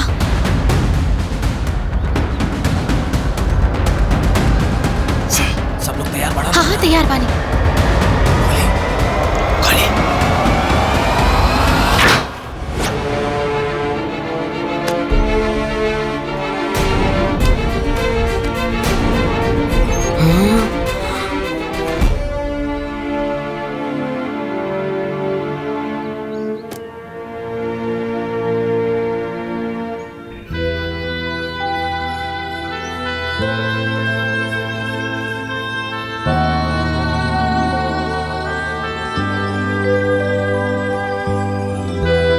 भैया और दीदी, ये सब आप सब के हैं। अम्मा जी के सब गहना गुड़िया, सोना चांदी के सिक्का आज भी वही तरह सुरक्षित बा। रवा सब चाही ता गिन सकत बानी। ये सब माई के जमीन के कागज बा। ई 3 महीना पहले माई रोडवेज के पास है एक जमीन खरीद ले रही तोहरा लोगन के नाम से। शायद ये बात तोहरा लोगन की जानकारी में नहीं है। ई उहे कागज बा।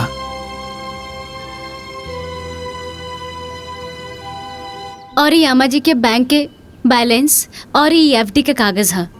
ये सब आप सब के हैं।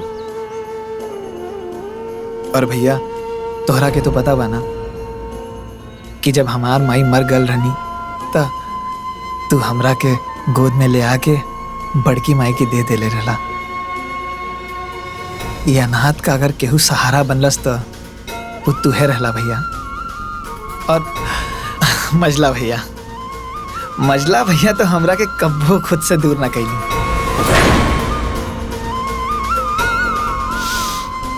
हमका आजहू याद है भैया कि वो पुरनकी साइकिलिया पे 2 लोगन के बैठे की जगह रहल तो मजला भैया का कैलन हमके उठा के अपना कंधा पे बैठा लेलन। और भाभी लोग भाभी लोग तो हमरा के कब्बो अपन चचेरा देवर ना समझनी। तू जाना तारे सुमन? हाँ। हम एक बारी भैया के साथ है भाभी लोगन के नैहर गई। वहां पे भैया के बहुत नीक कपड़ा मिलल और सेम टू सेम हमों के मिलल। और पता है क्या भाई, हमके 1001 रुपया भेंट मिलल। पूछ ला भाभी से। और भैया लोग, हम तू लोगन से बस यह कह चाहता नहीं कि माई के चल जाए के बाद हम लोगन की दुनिया में तू लोगन के सिवाय और कोनो सहारा नहीं है।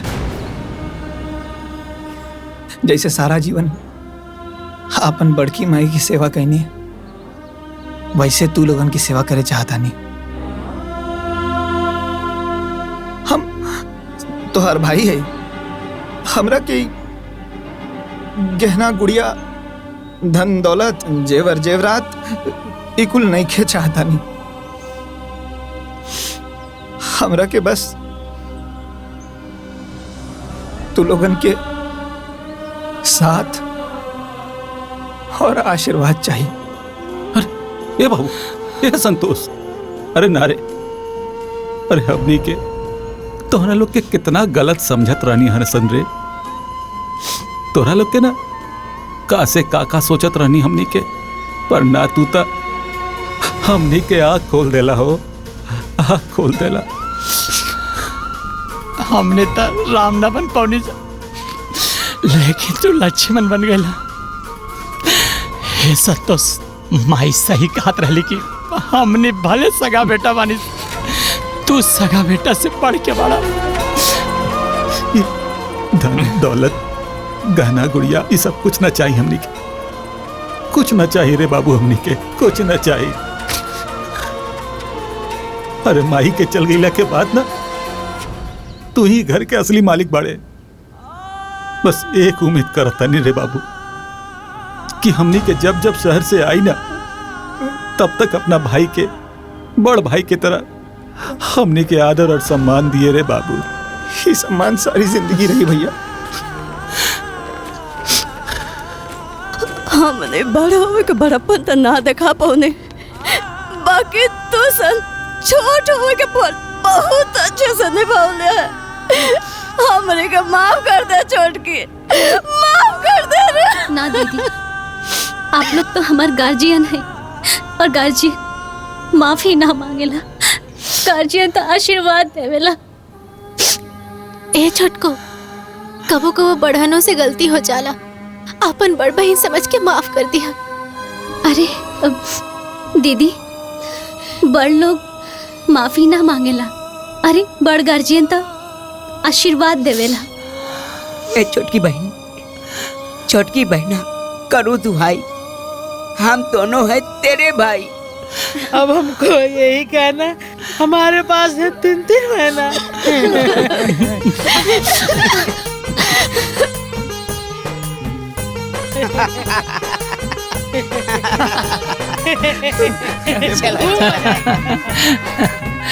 तब भैया अब कब आई लोग? अरे जब बुलाईबा लोग तब आ जाई। सही बात बा देवर जी, तोहनी सब बुलाईबा तबे नु आए। अरे दीदी, एमे बुलावे के का बात बा, रवा लोग इनके आपन घर है, जब मन तब चलाई। हमनी के सेवा खातिर तैयार बनी जा। अच्छा तो ठीक बात है, जल्दी से खुशखबरी दा, देखा हमने कैसे भागल आइन सब। तब तो हमारा अड्डा यही बनेगा। सब्जी पूरी रोज चलेगा। अच्छा चले कि अब लेट होता है। अच्छा प्रणाम भैया। खुश रह, खुश रह। अच्छा दीदी, जोड़ लागत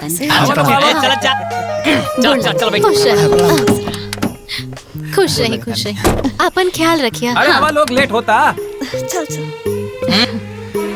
तू लोग अपन ध्यान रखिया, हाँ? और मौका मिले तो हमनी के लगे आइया। ए देवरानी जी, हमरे देवर जी के ख्याल रखिया, बच्चा रोए के ना चाहिए।